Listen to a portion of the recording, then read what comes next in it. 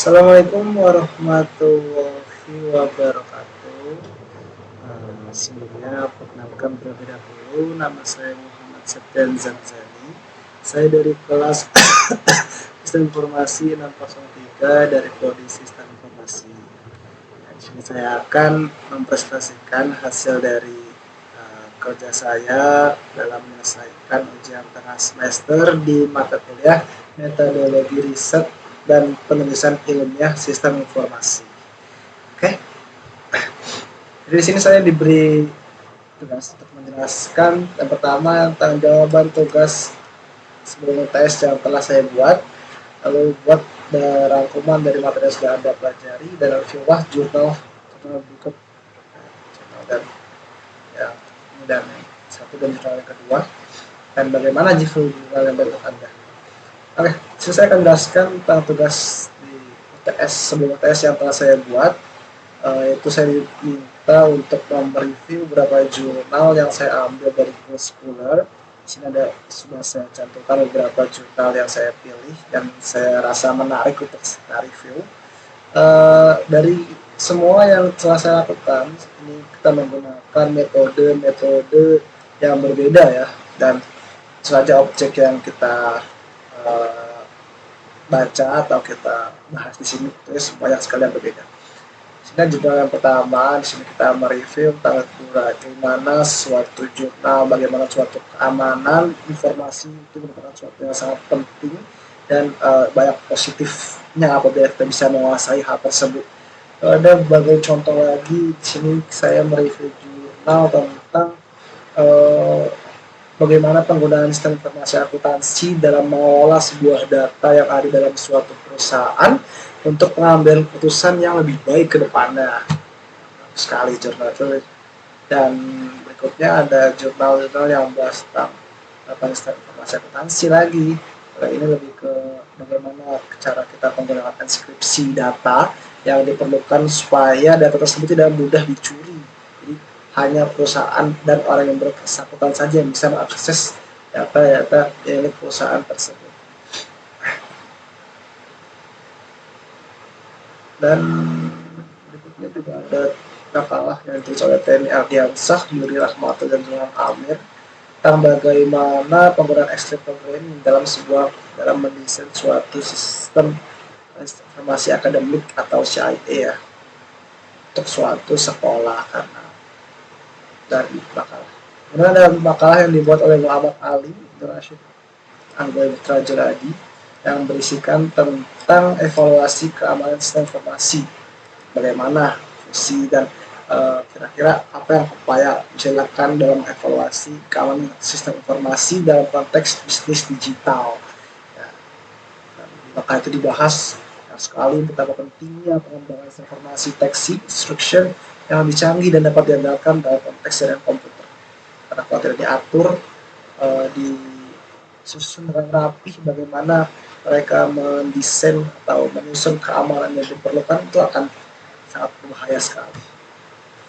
Jadi itulah beberapa jurnal yang telah saya review. Selanjutnya nanti akan saya lanjutkan saya upload di Edlink di LMS. Dan review jurnal berikut, jurnal pertama dan jurnal yang kedua. Oke, kita dengar terlebih dahulu. Bisa ya? Ada di bagian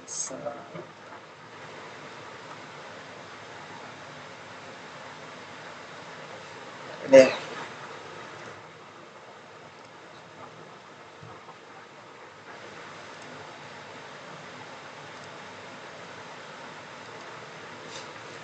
Nah, jadi inilah jurnal yang harus kita review.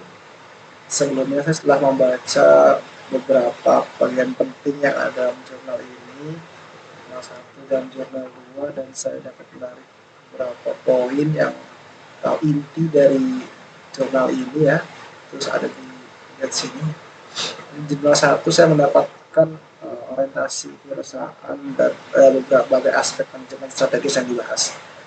Mana misi mereka adalah memahami bagaimana aspek manajemen dan strategi membentuk orientasi konsep yang diajarkan kepada mereka, termasuk orientasi strategis, kemudian kompetitif, orientasi Pasar dan desain organisasi.